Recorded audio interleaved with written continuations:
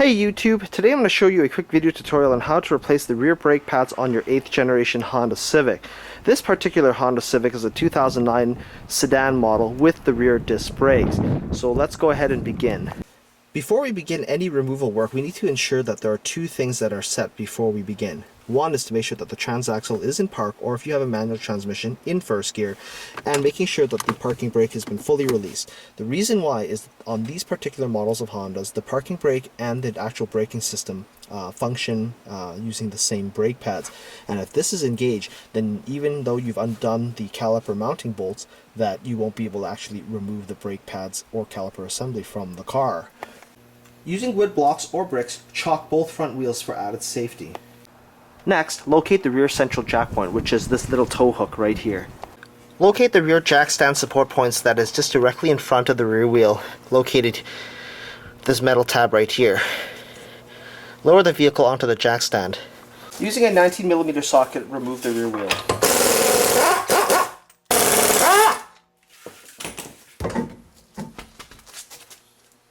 Using a 12mm wrench, go ahead and remove the caliper mounting bolts.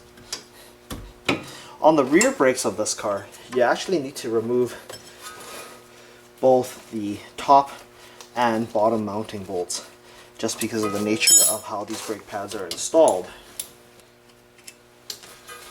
Carefully remove the caliper off of the rear bracket assembly. Now the rears can be rather finicky, and sometimes it helps to have a large screwdriver to place in here and pry this away from the caliper bracket.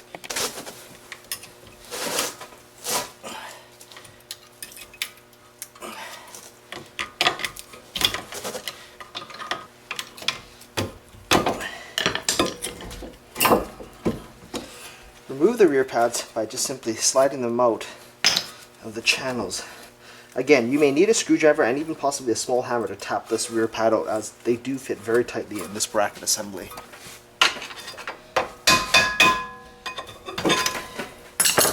Now the rear brakes on many Honda Civics seem to employ this really funky rear disc brake piston that has to be rotated in using a pair of pliers to turn this to make this go back in.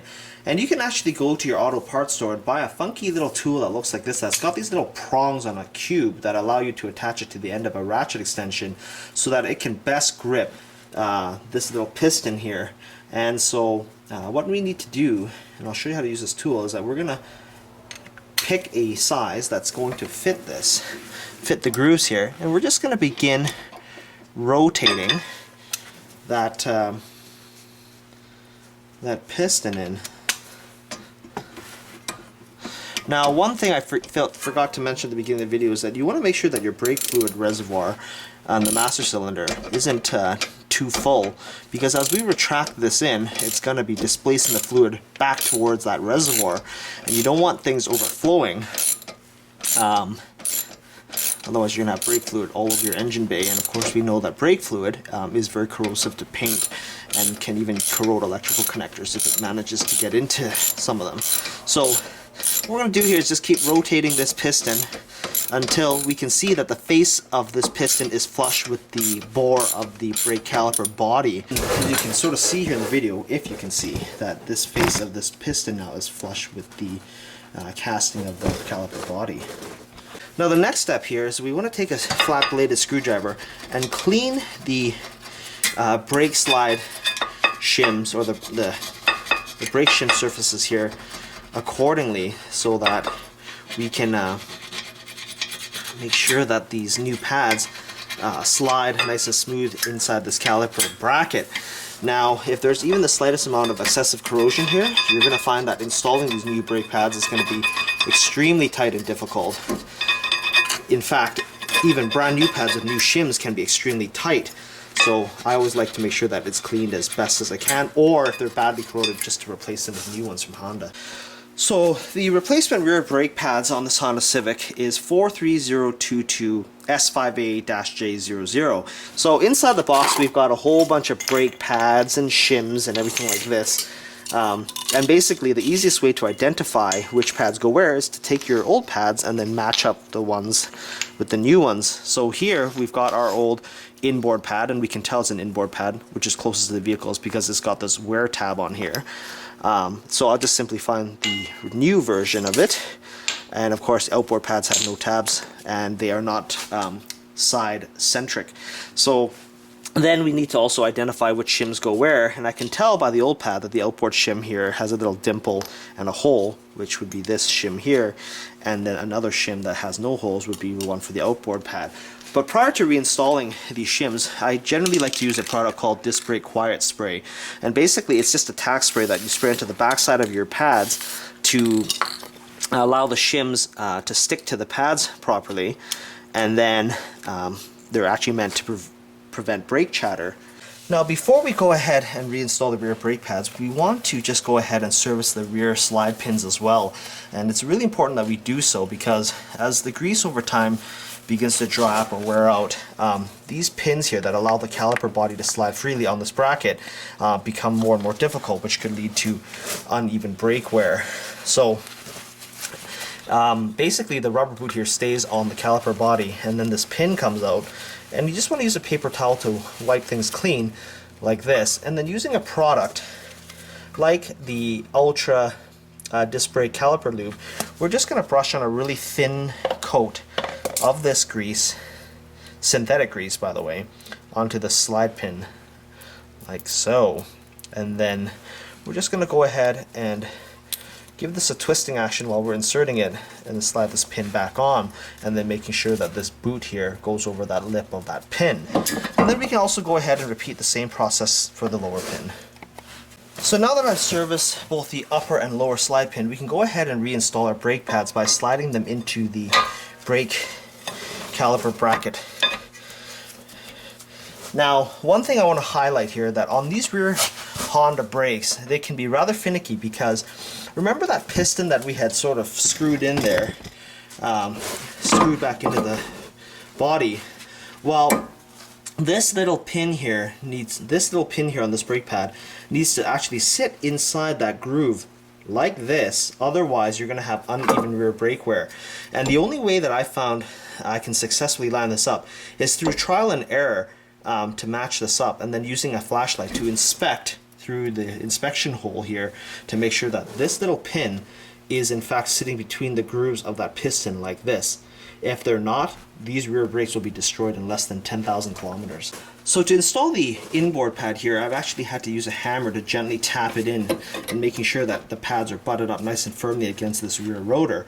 But more importantly is that this piston here, these grooves, I'm just going to use my eyes here to eyeball to where this pin is on the inboard pad, to making sure that I can line this up. Now this is where it gets kind of nasty, and I can't really show it in this video, but you're just going to have to play with this piston and a screwdriver to turn this piston back and forth until it lines up with that guide pin.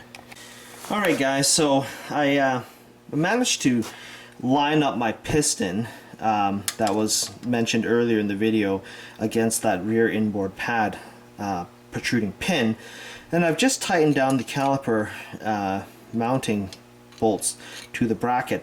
Now one of the ways that you can check is to see if the alignment's right is through this little inspection hole right here, and using a small flat bladed screwdriver you can actually feel that groove, like where the groove in the piston is. And if you have a really bright light, which is kind of pointless for me to show you because you'll never see it in the video, you can actually feel the groove, and then you can actually feel that pin, and I can sort of wiggle it back and forth, and there's just a hair of play in that alignment. Now one thing that also helps is that when you've got the approximate alignment set up, you can actually have an assistant or yourself just apply the brakes in the car, not the parking brake, but actually pump the brakes to make this piston come out.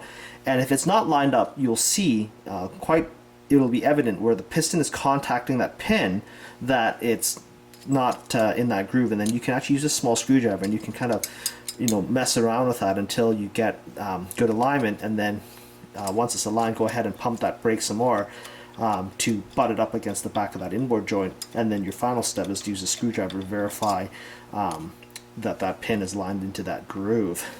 So our next step here is to give the rear brake system a quick bleed of brake fluid to make sure that no air has been reintroduced in the brake lines when we have retracted that piston.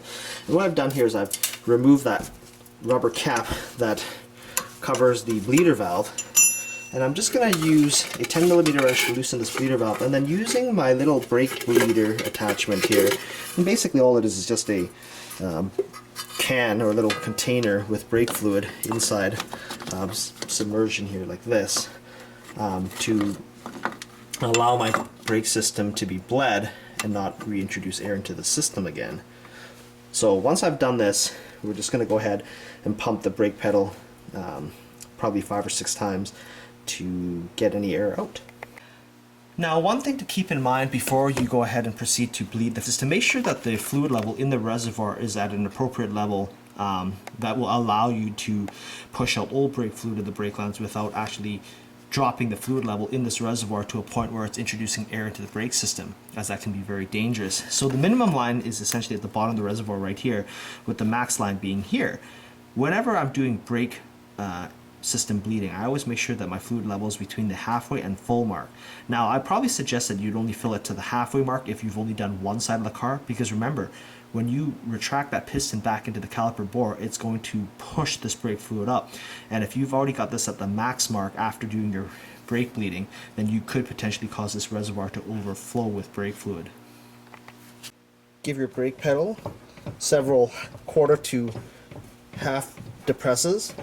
You don't want to push all the way to the floor, as it can be damaging to the master cylinder's O-ring seals if your car is an older vehicle and has corrosion inside that master cylinder board. So you can tell here in the reservoir the fluid level has risen, and of course I don't see any air bubbles inside the line, so we can then go ahead and tighten up our brake bleeder valve.